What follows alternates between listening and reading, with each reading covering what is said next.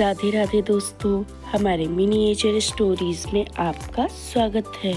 दोस्तों, यह कहानी गांव के बाहर एक पुराने खंडहर जैसे घर की है, जिसे लोग भूतिया हवेली कहते थे। बरसों से यह हवेली वीरान पड़ी थी। कहते थे कि वहाँ एक बूढ़ी दादी की आत्मा भटकती है। जो भी उस हवेली के पास जाता है, अजीब अजीब आवाज़ें सुनता और डर जाता। गांव में 3 दोस्त थे, राजू, मोहन और दीपक। तीनों दोस्त जिज्ञासु थे और हर रहस्य को सुलझाने की ठान लेते थे।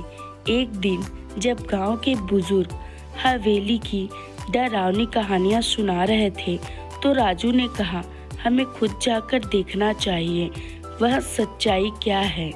मोहन और दीपक पहले तो डर गए, लेकिन फिर राजू की बातों में आकर तैयार हो गए।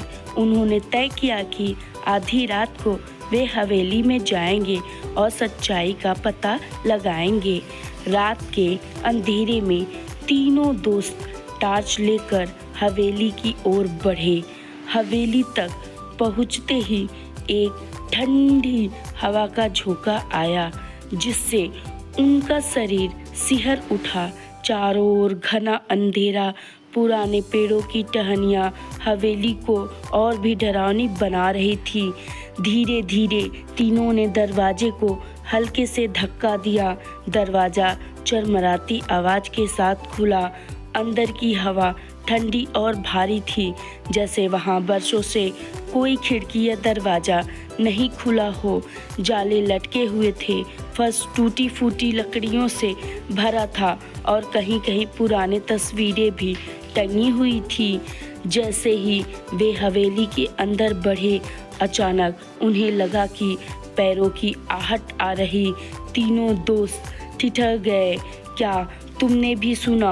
मोहन फुसफुसाया। हाँ, हमारे पीछे कोई है, दीपक घबराकर बोला। राजू ने टॉर्च घुमाया, लेकिन वहाँ कुछ नहीं था।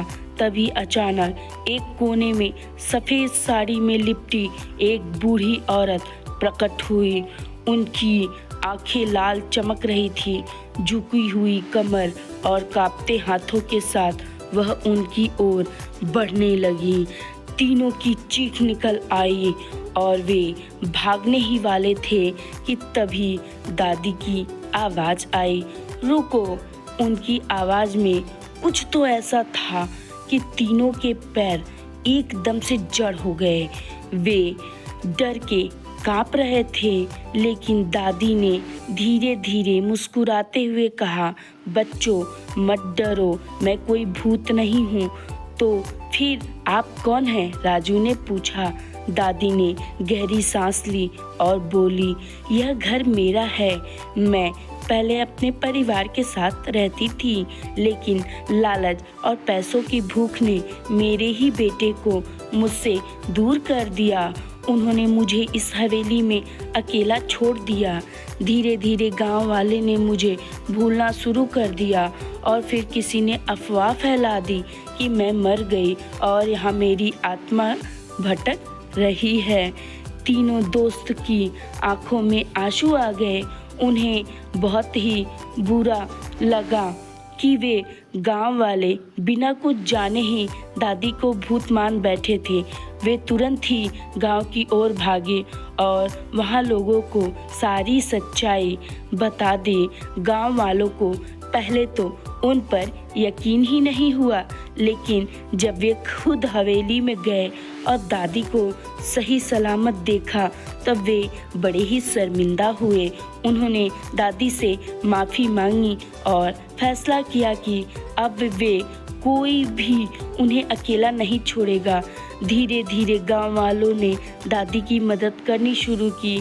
हवेली की मरम्मत हुई। दादी को नया जीवन ही मिल गया और वह फिर से खुश रहने लगी। लेकिन कहानी यहीं खत्म नहीं होती दोस्तों। कुछ दिनों के बाद जब गांव वाले हवेली की सफाई कर रहे थे, तब एक बूढ़े आदमी ने कहा, लेकिन उस हवेली से आ रही डरावनी आवाज़ें जो हवेली से आती थी, उन पैरों की आहटों का क्या जो हमने सुना है। गांव के लोग सुनते ही सन्न रह गए। क्या सच में उस हवेली में कोई आत्मा थी या किसी की चालाकी थी? एक नया रहस्य था जिसे अभी सुलझाना बाकी था। हमारी कहानी सुनने के लिए धन्यवाद दोस्तों। हमारे चैनल को लाइक एंड सब्सक्राइब कर दें।